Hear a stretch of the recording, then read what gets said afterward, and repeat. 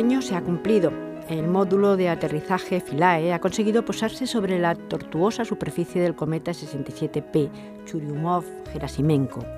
Es el punto culminante de una misión, la misión Rosetta, que se lanzó al espacio hace justo una década y que ha logrado por primera vez en la historia alcanzar un cometa, ponerse a su paso y depositar en él un módulo científico para estudiarlo en detalle. Desde luego, una hazaña espacial lograda en esta ocasión por Europa. La sonda Rosetta acompañará al cometa durante el próximo año y medio y el módulo de aterrizaje, si consigue recargar sus baterías, de lo cual hablaremos a lo largo del programa, con los paneles solares de los que está recubierto, enviará valiosos datos científicos. Pues para hablar de la misión Rosetta y también de este módulo de aterrizaje Philae nos acompaña Carlos Antoranz, bienvenido, catedrático de Física de la UNED. Hola, Isabel. Cristina Santamarta, profesora de Física de nuestra universidad. Hola, Isabel. Y Daniel Rodríguez, profesor de Física de la UNED. Bienvenido. Bien hallada. Podemos empezar por saber y por informar a todos. Yo creo que aunque es una misión muy conocida, quizá no tanto como debería. ¿Qué es Rosetta? Pues Rosetta es una sonda espacial que ha sido creada por la Agencia Espacial Europea. Es un proyecto totalmente europeo. Se lanzó el 2 de marzo de 2004, pues eso hace ahora más o menos una década. La misión de la sonda es orbitar alrededor del cometa este impronunciable, que es el 67P, entre 2014 y 2015. Y ahí ha enviado un módulo de aterrizaje, que se llama Philae, encima del cometa. Aterrizó el 12 de noviembre del 2014. Por primera vez en la humanidad se ha conseguido aterrizar un artefacto, un dispositivo fabricado por el hombre encima de la superficie de un cometa, y esta es la parte novedosa y exitosa de la misión. Rosetta, y me refiero al nombre, ¿se llama así por la piedra Rosetta? Pues efectivamente.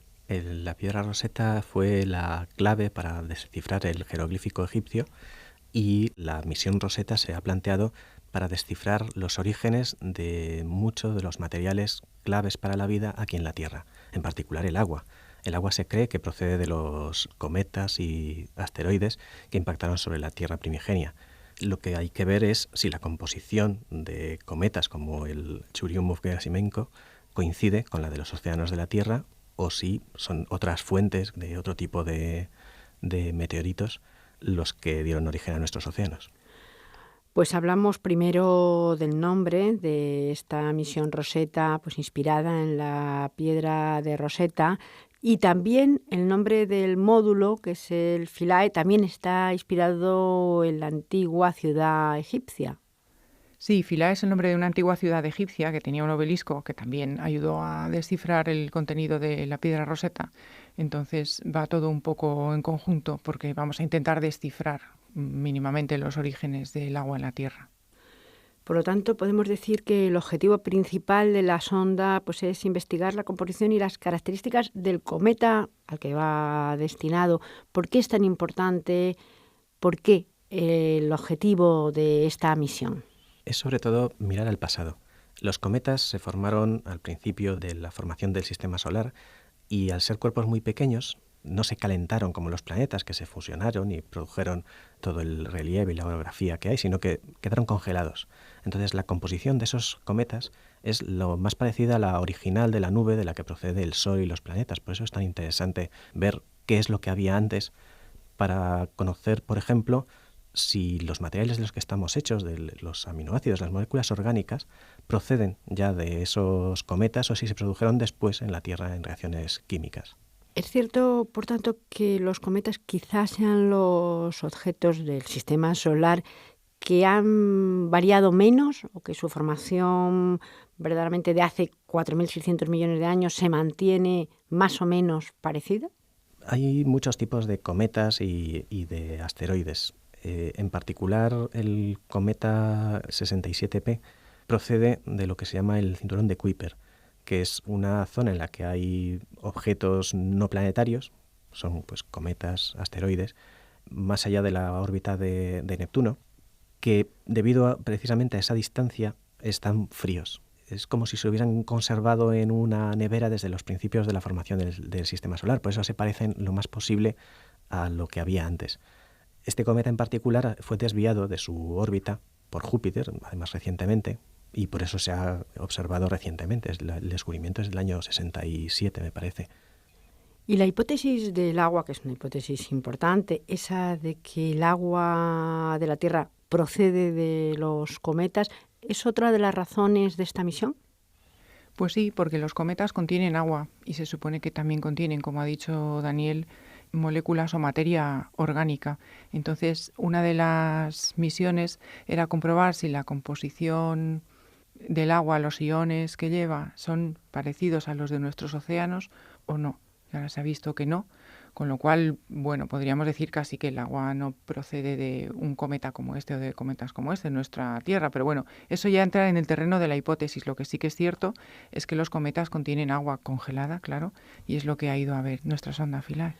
Estamos hablando de un proyecto que comenzó hace más o menos 10 años, casi 10 años, y que desde luego presenta unos retos para la física importantes. Simplemente llegar al cometa. ¿Podemos empezar hablando de estos retos? Pues por ejemplo, en cuanto al combustible, que es algo interesantísimo. Sí, pero me gustaría puntualizar una cosa de lo que has dicho. La misión empezó en el espacio hace 10 años. Empezó muchos años antes. No se plantea uno de un día para otro de mandar una misión. Y esto es importante, ya sabes que siempre me gusta recalcarlo. Eso es un proceso de investigación largo. Una generación anterior a la nuestra fue la que se planteó a plantearse esta hipótesis e intentar verificarla. Eso es muy importante. Lo que vemos ahora tiene precursores de hace posiblemente del orden de unos 30 años. Eso me parece importante. Con respecto a los retos, hay muchos retos. Por ejemplo, mantener vivo este tipo de dispositivos 10 años más tarde con unas baterías eléctricas, pues no tenemos que hacer más que pensar, por ejemplo, en nuestros móviles. ¿Cuánto nos duran los móviles, las baterías de los móviles con un uso diario? Tampoco hacemos muchas, no estamos todo el día hablando por teléfono. Pero que vienen a dudarnos 1 año, 2 años como mucho. Aquí, aparte de que ha estado un tiempo, digamos, congelado o ha estado paralizado, son baterías no de hace 10 años. Hace 10 años se pusieron esas baterías, pero son baterías que se han planificado años atrás. Podemos estar hablando fácilmente de baterías que tienen una estructura, una planificación de hace unos 15 años. Por eso es tan complicado y tan difícil. Y tienen que darnos energía suficiente para hacer los movimientos cuando ha llegado la sonda a la superficie y después para enviar esa información solamente una ligera distancia de 500 millones de kilómetros. Tenemos que tener energía suficiente para enviar información a esa distancia. Eso es un reto muy importante. 500 millones de kilómetros, ahí queda eso. Desde luego el combustible será uno de los factores, si no importantes, casi primordial. Esa investigación de saber cómo y qué combustible y cuánto. Sí, hay que tener en cuenta que estamos hablando de 3, digamos, combustibles. Uno, que es muy importante, es el de la puesta en el espacio del satélite. Por eso este satélite es tan compacto y todos sus subsistemas han sido diseñados con una limitación de cuál es el tamaño, porque 1 kilo que se aumente el tamaño de la sonda que se quiere enviar son muchos miles de euros en costes del lanzamiento. Después hay otro combustible que es el que modifica la trayectoria de la sonda. Aunque desde aquí se planifique prácticamente al kilómetro, a 500 millones de kilómetros de distancia, pues hay que hacer muchas correcciones de trayectoria. Eso es un combustible que lleva a la sonda Rosetta. Y después hay una parte también del combustible que lleva el Philae para asistirle en el descenso sobre el cometa. Supongo que para ahorrar además combustible, pues la planificación sería de lo más compleja para la trayectoria de vuelo, en fin, para todos los elementos. La planificación de las misiones espaciales siempre es compleja, pero se hace uso de muchos trucos. Por ejemplo, para llegar al cometa se ha tardado muchísimo tiempo porque no se ha ido en línea recta. Ir en línea recta hubiera sido costosísimo, pero se ha aprovechado lo que se llama maniobras de asistencia planetaria, que es que la sonda Rosetta ha girado alrededor de la Tierra, alrededor de Marte, luego ha vuelto a girar alrededor de la Tierra, y en cada una de estas aproximaciones se ha acelerado. Entonces, no se gasta combustible que lleva la nave, sino que se aprovecha la energía que le da este empujón, esta onda gravitatoria de los planetas. Ha estado, en concreto, Desde marzo de 2004, en que se lanzó, hasta noviembre de 2009, ha estado en estas maniobras de asistencia gravitatoria o de onda gravitatoria. Es como agitar una piedra como una onda, con una onda, y luego soltarla. Entonces se acelera y ya sigue en línea recta hasta que se encuentra con otro planeta. Ahí ya con los motores se gasta un poquito de combustible para poner a la nave en la órbita del otro planeta, que le dé una vuelta y se vuelve a acelerar. Esto han sido 5 años de vida del proyecto. Después ha estado 3 años en hibernación, que ha sido lo que ha tardado desde que tuvo su última pequeña misión, que fue ver un asteroide, el asteroide Lutecia, en el 2010. Mandó unos datos y ahí ya se colocó la nave Rosetta en hibernación hasta el momento donde ya tenía que empezar a maniobrar a su encuentro con el cometa final, con el 67P. O sea que de todo esto, de una misión de 10 años, 5 se han dedicado a acelerar la nave. ¿Por qué? Por lo que explicaba antes Daniel, si nosotros mandamos la nave en línea recta, a lo mejor teníamos que haber construido una nave pues 10 veces más grande, con 10 veces más peso, 10 veces más combustible y 10 veces más dificultades para maniobrarla y para ponerla en órbita. Y aquí las leyes de la física nos han ayudado de manera gratis en combustible, muy costoso en tiempo. No hay nada que sea gratis absolutamente. Es algo, desde luego, que resulta curiosísimo porque a todos los que desconocemos las leyes de la física lo que nos parece es que ir en línea recta siempre es la línea más cercana y la que en teoría más barato puede salir, puesto que se da menos vueltas. Sin embargo, no es así, desde luego, con las misiones espaciales, ni es así como nos están explicando, porque verdaderamente hay una especie de empuje. Como hablábamos de ese tiro con fuerza, que lo que da es energía. Esto es una cosa muy curiosa. Bueno, hay otros retos físicos también en esta misión muy, muy importantes también, por ejemplo, en el aterrizaje del Philae. Por ejemplo, una limitación muy grande es la distancia. Las distancias, nosotros estamos acostumbrados a que son costosas en tiempo, pero en nuestros tiempos de viajar con avión o algo así. Pero es que esto está tan lejos, está a 500 millones de kilómetros de distancia, que la luz o cualquier señal tarda 28 minutos en llegar desde la Tierra. Bueno, esta era la distancia en el momento de aterrizar el Philae, porque el cometa tiene una órbita en la que se va a acercar bastante más a la Tierra. Pero en ese momento estábamos a 28 minutos luz del cometa. Eso quiere decir que cuando el Philae se posó en el cometa y mandó a la Tierra la información de me acabo de posar, aquí se recibió la información 28 minutos más tarde. Con lo cual, nosotros no sabemos si en el momento de recibir nosotros la información el Philae está suavemente posado sobre el cometa o ha rebotado, como fue el caso. Entonces, para mandar nosotros también desde la Tierra una orden para decirle activa un motor o cualquier cosa, son otros 28 minutos. Con lo cual, son 3/4 de hora de diferencia entre que el Philae dice me he posado y le llega una orden en que le dice pues saca los arpones, por ejemplo. Y eso es destructivo, claro. Pues que si el Philae no se ha posado, como es el caso, no podemos actuar sobre él. Luego esa es una limitación física, además, que no podemos salvar, que es la velocidad de la luz. Además hay que controlarlo desde aquí. Estamos muy acostumbrados a los joystick, a los juegos de los niños, en que todo sea absolutamente inmediato. Estamos viendo las noticias de todo el mundo de manera inmediata. Aquí la inmediatez son 28 minutos, de ida y 28 de vuelta. Por eso es tan complicado y hay que planificar todo al milímetro para estar seguro de cada cosa que se hace, no dar un paso en vacío. Y sobre todo porque las condiciones físicas en el P-67 son muy diferentes. Si hacemos un cálculo con la masa que tiene y el tamaño que tiene, no nos hace falta nada más, vemos que la gravedad sobre la superficie del P-67 es del orden de unas 100.000 veces menor que en la Tierra. 100.000 veces es mucho, pero voy a poner un ejemplo. Pongamos que nos subimos a un edificio que tenga una decena de metros, un poquito más, y la dejamos caer.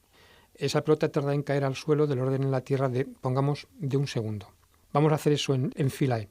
Ponemos el edificio de unos 10 metros más o menos, un poquito más, y dejamos caer la pelota. Pues el ejercicio es cuánto tarda en caer esa pelota en Philae. Lo que tarda en caer solamente son 16 minutos. Tarda en caer 1000 veces más que lo que tarda en caer aquí. Eso te da una idea de cómo de diferente es ese sistema. Un sistema en el que se mantiene a temperaturas del orden de 60 bajo cero a 100 grados bajo cero. Entonces, todo lo que yo diseñe o planifique, tengo que planificarlo en un sistema en lo que es bajísima gravedad, ausencia de atmósfera prácticamente, con una dureza de terreno bastante elevada. Eso es lo que tiene, digamos, de maravilloso el conseguir que la sonda se posara y diéramos en el blanco. Todos los aditamentos de la física no terrestre pues no son tan sencillos de imaginarse uno vivir en un mundo así. Está clarísimo que estos retos físicos, pues lo que plantean también son problemas en el aterrizaje sobre el cometa. Los plantearon y verdaderamente surgieron, ¿no? El Philae, el módulo de aterrizaje, viene a ser como una lavadora, más o menos, de unos 100 kilos. Y encima del cometa, con la 100.000.000ª parte de la gravedad que tiene, allí pesa 1,1 gramo. ¿Qué ocurrió? Ya lo sabían, porque eso es un cálculo que ya está hecho, que al posarse sobre el cometa iba a rebotar. Es 1,1 gramo de la Tierra. Pues esas cosas son las que ya tenían previstos todos los científicos, cómo iban a ser los rebotes, y tenían preparado un sistema para que el Philae al aterrizar no rebotase. Y eso es lo que falló, porque el momento crucial de toda esta misión es el aterrizaje. Si el Philae no aterriza y se clava sobre el cometa, toda la misión, todos los años de investigación, todos los 10 años de viaje no valen para nada, porque el reto es que el Philae aterrice y obtenga datos del cometa. El Philae aterrizó. Lo que ocurre es que hubo problemas posteriores, también porque hubo problemas en cuanto a la propia ingeniería. Un problema, y es del que se refería Cristina, que el sistema que lo iba a mantener pegado al cometa sin rebotar, que era un pequeño motor que lo iba a impulsar hacia abajo, falló. Entonces, al fallar este sistema, falló otro sistema más, que era el que lo iba a anclar al cometa, porque se dispararon unos arpones que lo iban a clavar, pero al estar rebotando, pues no funcionaron correctamente. Era como una especie de motor, podemos decir, un motor de descenso, y luego, una vez que estuviera posado, se tendría enseguida que salir estos arpones para sujetarlo, digamos. No, era una caída libre, y luego cuando estuviese cerca de la superficie, algo, un pequeño chorro, que lo mantuviese pegado abajo. Y en ese momento, al hacer contacto, se habrían disparado los arpones que se clavarían en el material del cometa y lo dejarían anclado. Entonces, una vez anclado ya podría perforar, hacer análisis de las muestras por debajo de la superficie, porque la superficie del cometa está cubierta por un polvo muy tenue, pero debajo hay ya roca o hielo más duro. Y eso es lo que se quería analizar.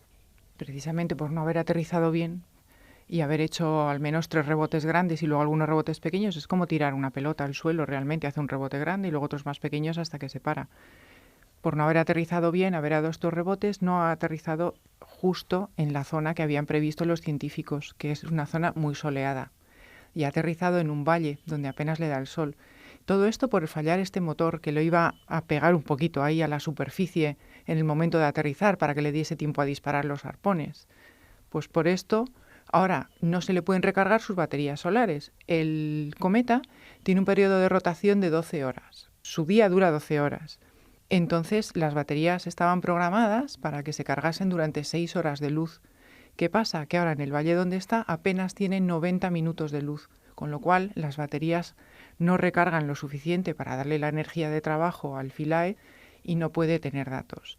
Pues han querido moverlo un poco, que lo han conseguido, para reorientarlo y que le entre un poquito más de sol a las baterías y ver si cuando el cometa se aproxime más al Sol, porque el cometa tiene una órbita cerrada, en el que tiene una parte en la que está muy lejos del Sol y otra parte en la que está muy cerca. Pues a partir de marzo va a estar bastante más cerca del Sol y se espera que al estar más cerca del Sol y al haber reorientado los paneles solares tengan suficiente energía como para recargar las baterías y que empiece otra vez a funcionar y a enviar datos. Y un camino, profesor Antonaz, muy largo. Ya comenzamos y queremos despedirnos como comenzamos, un camino de al menos 30 años de investigación y de esfuerzo. No sé si 30 años ya desde la época de Newton, ¿no? Porque al fin y al cabo lo que se está aplicando para acelerar la sonda es buscarle la manera de aproximarse a cualquier cuerpo celeste que sea capaz de acelerarlo y enviarlo con un gasto mínimo de energía. Lo que sí parece mentira es que este tipo de proyectos le da trabajo a mucha gente y hay muchísimos subproductos que salen de la investigación solamente para llegar hasta el P67. Y el coste de la misión, de toda la misión al completo, según publica la página de la ESA, es lo que cuesta medio submarino militar. Tampoco es un coste tan elevadísimo y, sin embargo, el avance científico ha sido muy, muy importante. Pues muchísimas gracias a los tres. A ti. Gracias, Isabel.